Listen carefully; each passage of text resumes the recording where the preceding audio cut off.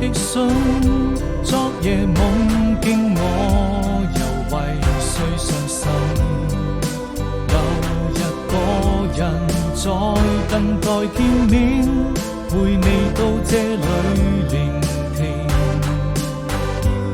當遇過天晴還又無見繁星，每個瞬間都如此寧靜。呆呆地望着沿途風景，你的回音我在聆聽。我閉上了眼睛，早已分不清這一段愛情沒任何回應，保持距離，心卻